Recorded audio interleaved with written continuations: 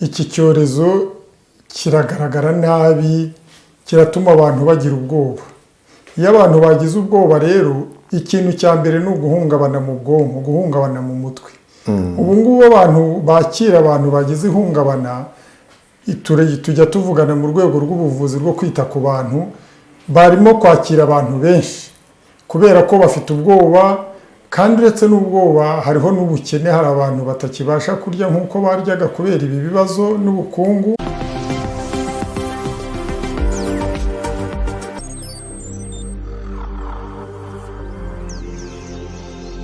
Ndagusuje kandi ndagushimiye ukurikiye Ukwezi TV muri aka kanya, waba uri mu Rwanda cyangwa se mu mahanga ukurikiye ibiganiro bitandukanye tukugezaho. Uyu munsi tugiye kuganira na Dr. Bihira Canisius. Dr. Bihira Canisius ni umuhanga mu bijyanye n'ubukungu ndetse akaba n'umuntu ukora cyane cyane mu bijyanye n'ubuzima. Muri ibi bihe by'icyorezo cya COVID-19 twakunze kuganira ku ngingo zitandukanye, ariko zose tugasanga n'ubundi iki cyorezo ni umwanzi w'ubukungu, icyorezo ni umwanzi w'ubuzima, tukagereza kubihuriza hamwe kugira ngo tukoremo amakuru ashobora kudufasha, ashobora gufasha ubuzima bwacu bwa buri munsi, tukarushaho gusobanukirwa neza uburyo bwo kwirinda iki cyorezo, ariko n'uburyo bwo kwirinda kuzahara no mu buryo bw'ubukungu. Dr. Bihira, rero kuganira tuvuga ku bijyanye n'urukingo, hari ibyo yatubwiye bijyanye n'urukingo, uburyo rugomba kwitonderwa. Dr. ngira ngo n'ubu ugiye kureba ibihugu byinshi hirya no hino mu mahanga, ntabwo urukingo ruravugwaho rumwe. Nahoze mbona nko muri Israel baravuga bati abakingiwe bose, abahawe urukingo rwa Pfizer, ubu virusi yo mu bwoko bwa Delta igeraho n'ubundi bakongera bakandura. Wenda ntabwo tugaruka cyane ku bijyanye n'inkingo, ariko ndagira ngo uduhe ishusho y'uko waje kuzibona. Twaganiraga gukingira bitaratangira mu Rwanda, twarakingiwe, ariko tutibanze mu Rwanda, turebye mu ruhando mpuzamahanga hari ntaboneka ubundi bwoko bwa COVID bavuga ko inkingo zidakora. Nibyo koko, inkingo ubundi zifite urwego zigenderamo, ariko ikibazo ku mavirusi yose ni uko virusi iyo igeze mu mubiri w'umuntu ifata agace ka serire k'akaremangingo kitwa ADN, ikigira nk'iye, ikigira nkako, ku buryo rero rwa rukingo rwakingira uwo nguwo, ariko haza indi virusi iturutse ku wundi n'ubundi ikamutera ikibazo. Nanone virusi zigenda zihinduranya, nk'ubu habanjije ya COVID-19, ngewe narayise COVID-19, ubu haje yitwa Delta, ndetse hazaza n'ubundi bwoko kuko zigenda zihinduranya. Ni ukuvuga ko rero urukingo niba rwarabonetse kuri COVID-19 rukaba rudakora kuri Delta, kandi Delta ari nayo ifite ingufu nyinshi, ubwo urumva ko ari ikibazo. Ni uguhora bakora ubushakashatsi ngo bakore inkingo bakazitera, hakaba haza n'indi virusi, noneho nayo igatera ikibazo. Ni nayo mpamvu navugaga ko inkingo ni ukuzitondera, umuntu akagenda areba n'ukuntu zikorana n'imibiri y'abantu, kugira ngo mbese aba akingiye umuntu kandi umubiri uzabashe kurwana na ya virusi. Turebye aho ibihe bigana ubu ngubu, navuga nko mu Rwanda dufite gahunda ya guma mu rugo, tukagira na guma mu karere ku turere tumwe na tumwe. Abantu bamwe baravuga bati hari n'abahungabanye kubera COVID, imibereho no gutinya icyorezo bwacyo, bashobora kuba barahungabanye mu buryo bwo mu mutwe, ku buryo n'icyorezo kibagezeho gishobora gutuma bahita bahungabana cyangwa se bapfa vuba. Ibyo byo bivugaho iki? Icyo mbivugaho ni uko ni ukuri iki cyorezo kiragaragara nabi, kiratuma abantu bagira ubwoba. Iyo abantu bagize ubwoba rero, ikintu cya mbere ni uguhungabana mu bwonko, guhungabana mu mutwe.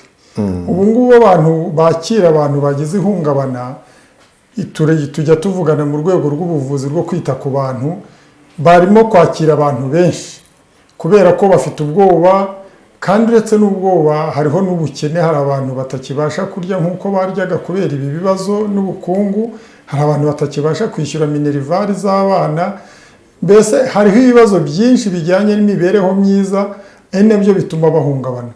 Nkaba mbona rero no mu bintu leta igomba kwitegura, ni ugutegura abantu bize ibintu byo gufasha abantu bagize za trauma, bagize ihungabana, bakaba biteguye kugira ngo bazafashe abazagwa muri kiriya kibazo, kuko bazagenda biyongera iki cyorezo biragaragara ko kitazarangira ejo cyangwa ejo bundi, ariko natwe tugomba kwirwanaho tukamenya uko twifata, tukamenya uko twifata mu bukungu no mu mibereho myiza kugira ngo twige kubana nacyo. Yewe nicyo kintu mvuga cyatugirira akamaro. Hanyuma ibijyanye n'ubukungu, kuko niba tuvuga kuzahara mu bijyanye n'ubuzima, hari nubwo kwa kuzahara k'ubuzima binaterwa n'ubukungu, kuko ubwo ndabishingira ku kazi usanzwe ukora mu bijyanye n'ubuvuzi, aho mufasha abantu kubona ubudahangarwa, ariko kubona ubudahangarwa bw'umubiri ufite ibibazo by'ubukungu nta n'ibintu bitoroshye.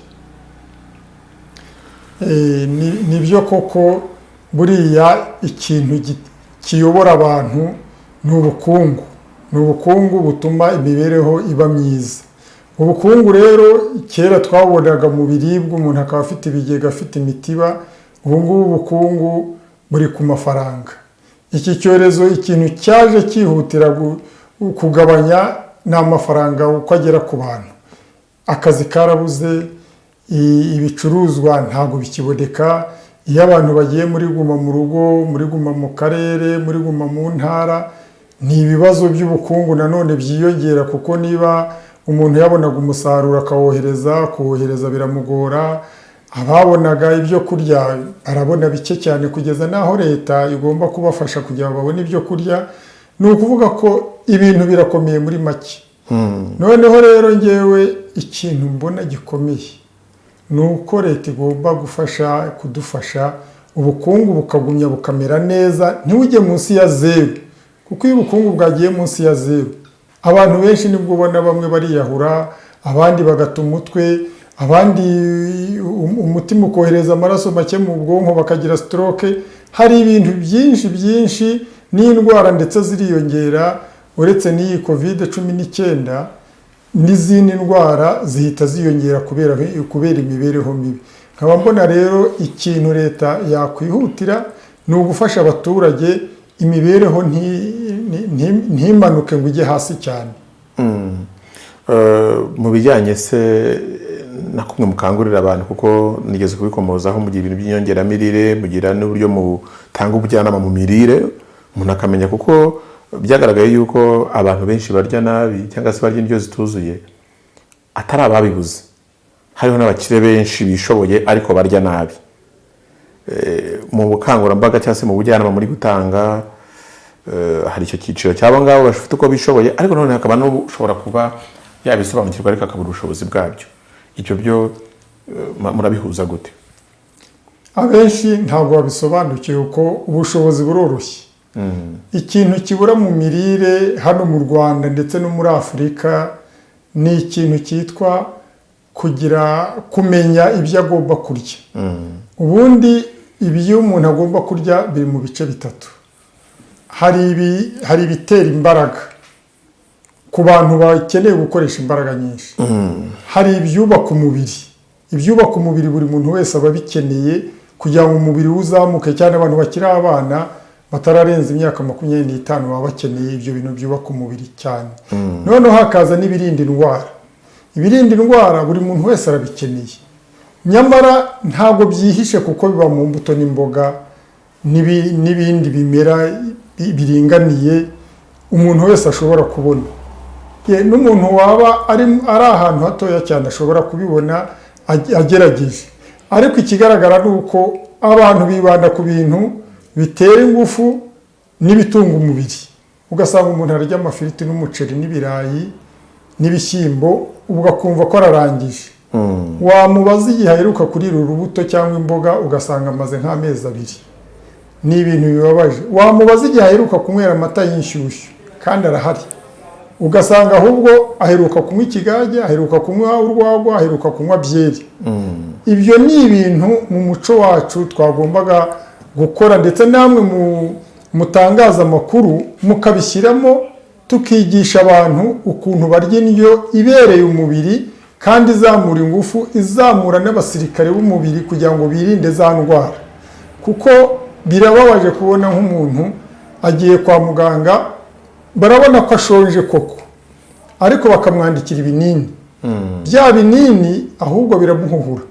Nyamara iruhande rwa muganga hari umuntu ushinzwe imirire myiza, akamwandikira n'ibiryo yagombye kurya akurikije uko abona umubiri we umeze, kuko hari ibipimo byinshi biba byerekana ko umubiri wazahaye kubera kurya nabi.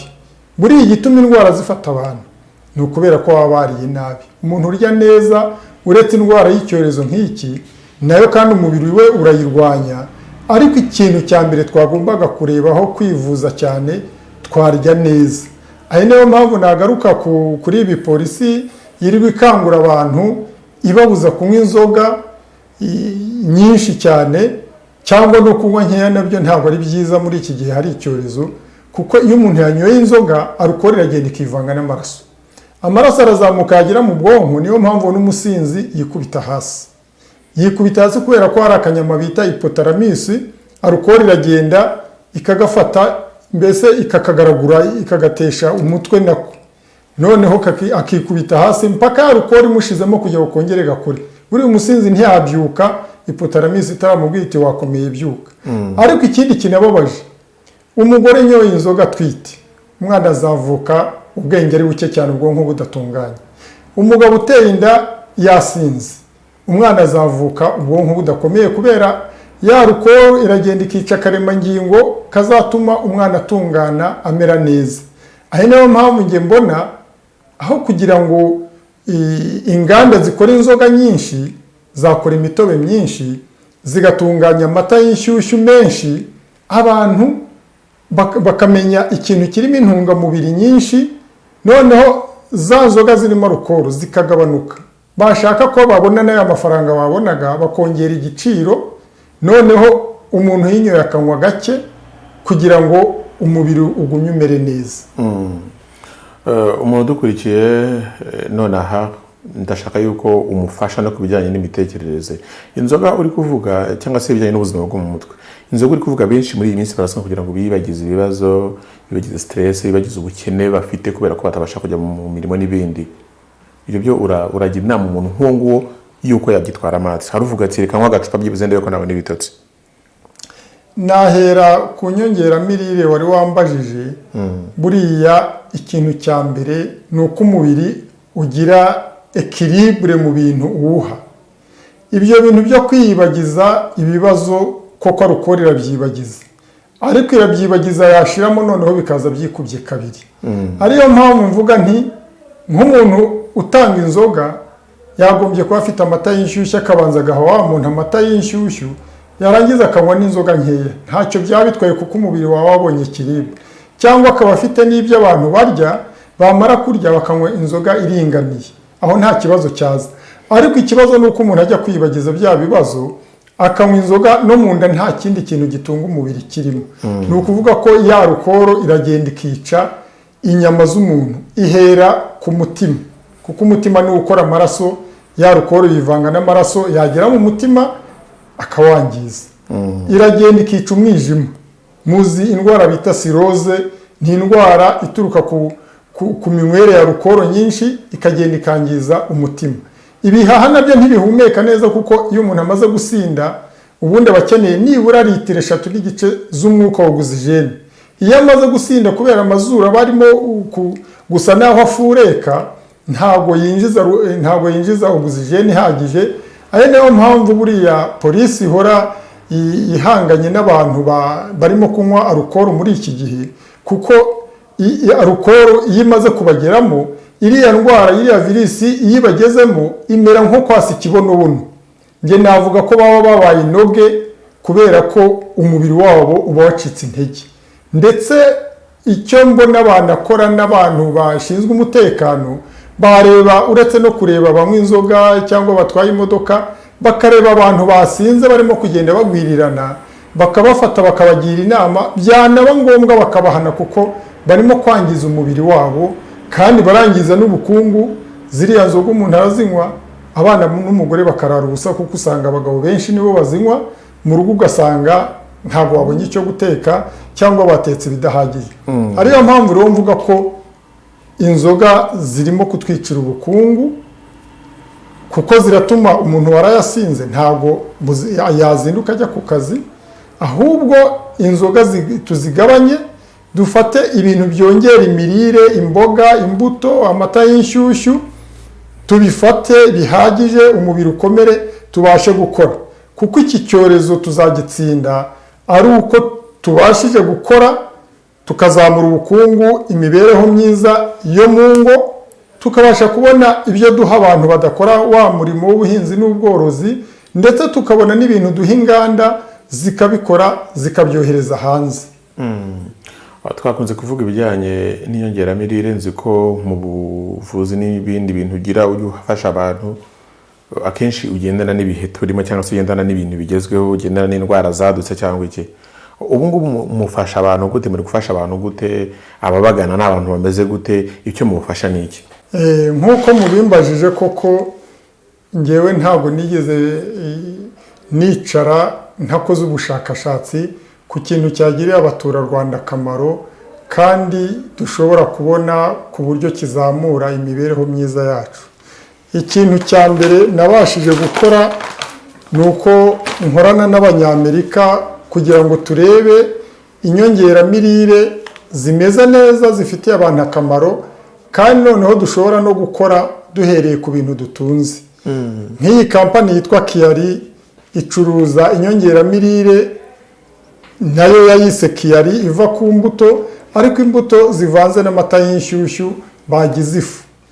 Ubwo rero iyo bamaze kuyagira ifu bakongeramo n'imbuto, umuntu yakoresheje za ndwara zituruka ku mirire mibi aba atandukanye nazo. Ubwo rero aya mata icyiza cyayo atunga umubiri, akarwanya ubugwingire, akarwanya imibereho mibi, ndetse agafasha n'abantu bafite umubyibuho cyane, kuko abafasha kugira ngo bagabanye isahane baryaga bakarya bike, noneho ibiro nabyo bikagabanuka bakagira ibiro bisanzwe, kuko buriya ibiro by'umurengera birenze nka 80, ibiri hejuru burya biba ari ibinure byangiza umubiri w'umuntu, mbese n'umubyibuho ukabije buriya tubara mu burwayi. Icya kabiri rero twagerageze gukoraho ubushakashatsi ni inyongeramirire yitwa spirulina. Spirulina ni inyongeramirire nziza yororoka mu mazi, ariko ikaba ifite intungamubiri zihagije zigirira umubiri neza, kuko yongera amaraso, ikongera abasirikare b'umubiri, ikongera amakarisiyumu, amavitamine, amaproteine, imyunyungugu. Mbese ni akantu gatoya ariko gafitiye umubiri akamaro, ku buryo umuntu navuga nk'umugore utwite yenda kubyara adafite amaraso ahagije, aka kantu kitwa spirulina kazamura amaraso ye mu byumweru 2 akabasha kubyara batamukoreye cesarienne nta kibazo agize.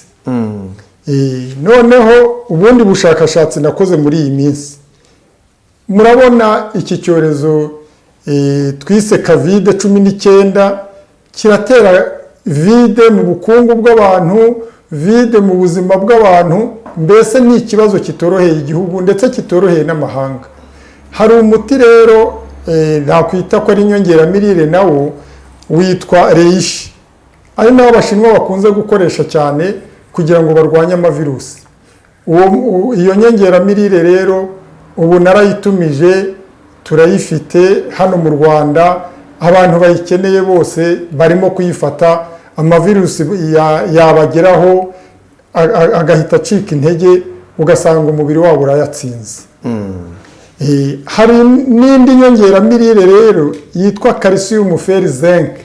Calcium irakenerwa cyane ku bintu bijyanye n'amagufa, ku bintu bijyanye n'imitsi, noneho fer nayo igakenerwa mu gukora amaraso.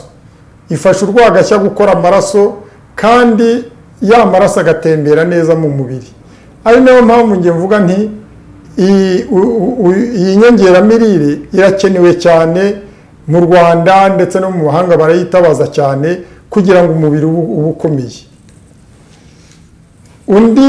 Indi nyongeramirire rero twazanye kandi abantu bakunze cyane yitwa Ayurved.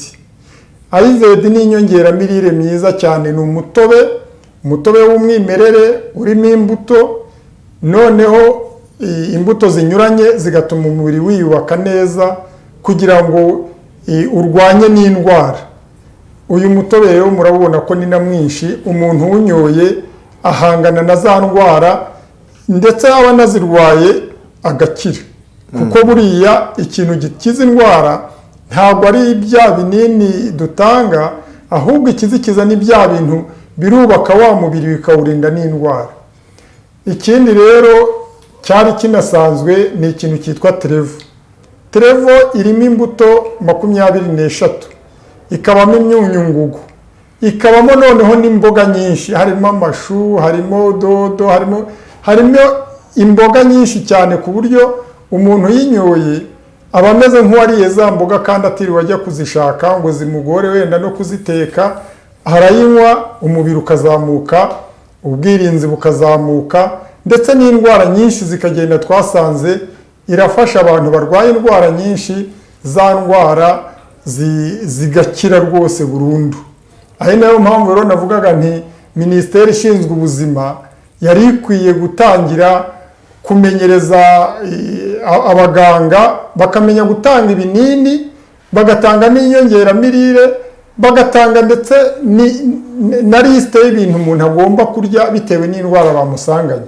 Kuko ubu ngubu urasanga umuganga arandikira umuntu ordonnance ati genda ufate ibinini runaka biravura indwara, ariko yaba ashonje, ubona ko ashonje koko, ntabe yabona imirire myiza izarwanya ya ndwara, kuko iriya miti yo mu mafarumasi n'ubundi ishaka ngo umuntu ayifate umubiri umeze neza adafite ikindi kibazo cy'imirire.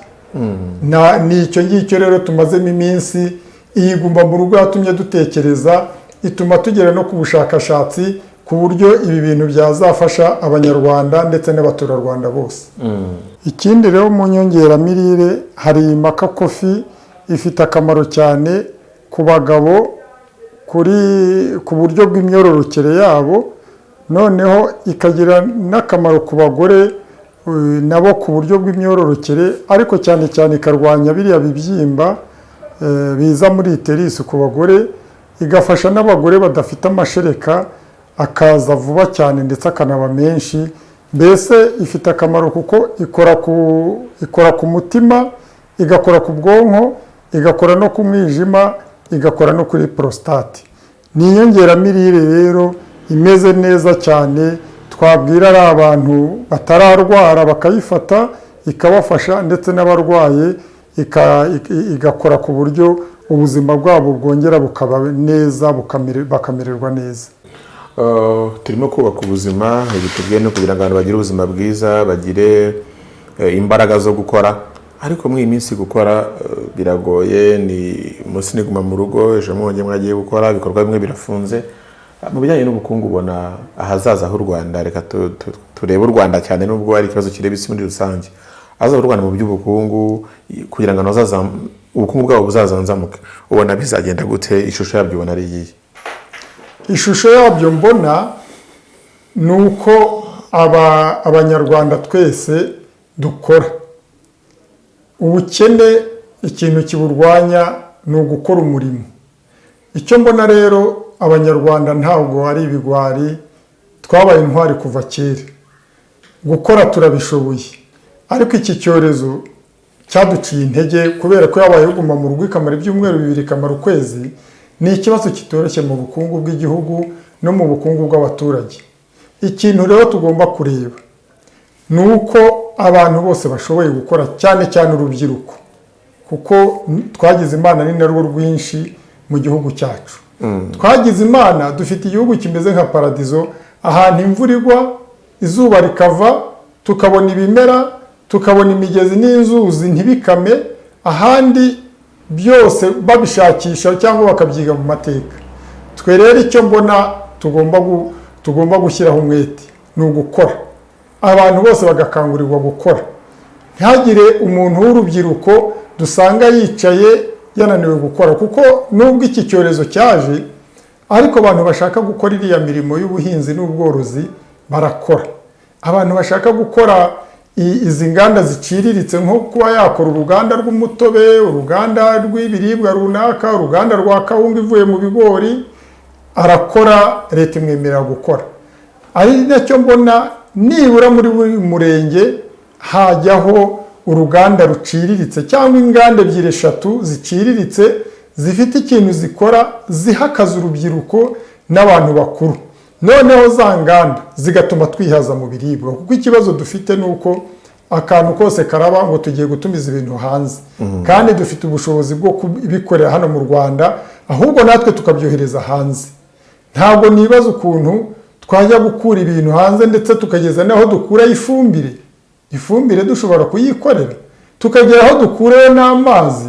Hari igihe najyaga mbona amazi yanditseho indimi z'amahanga kandi dufite amazi menshi cyane, ahubwo ari twe twayakora ngo tuyoherezeyo. Ngewe rero nkabona ikintu leta yafatanya n'abikorera tugakora ni ugushishikariza abaturage bose, tukabashishikariza umurimo kandi tugakora ibintu bibyara inyungu. Ikintu cyose dushobora gukorera hano mu Rwanda, kandi ni byinshi, tukagikorera hano mu Rwanda.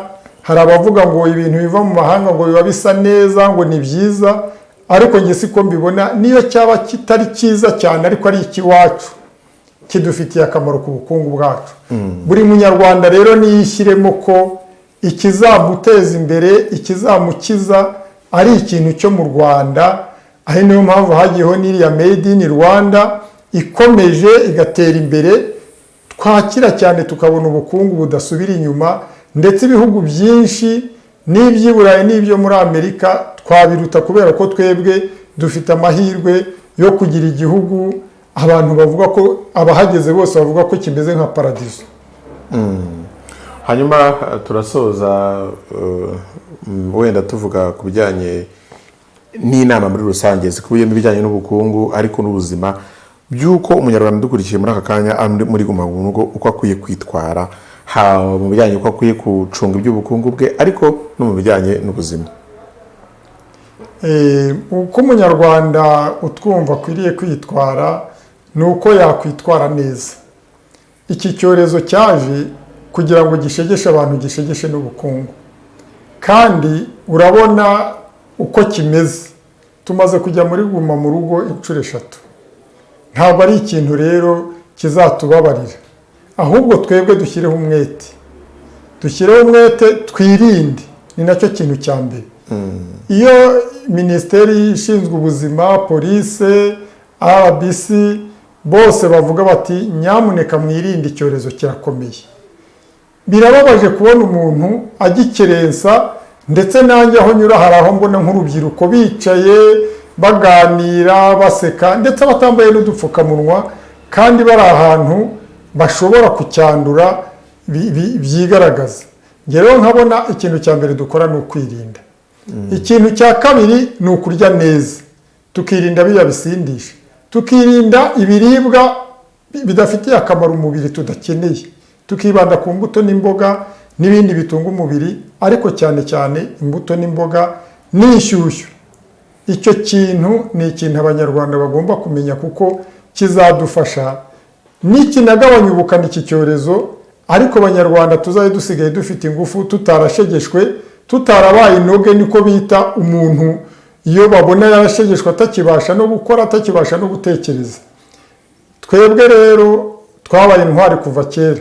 Icyo nifuza ni uko tugumana bwa butwari bwacu, tukagumana bwa bunyangamugayo bwacu, noneho tugakora tukarwanya iki cyorezo, tubona ibintu bikomoka ku murimo, ibintu bizatunga ababikora n'ababigura, ndetse bigatunga n'abanyamahanga, kuko hari abanyamahanga benshi babikeneye, tuzajya tubyoherereza.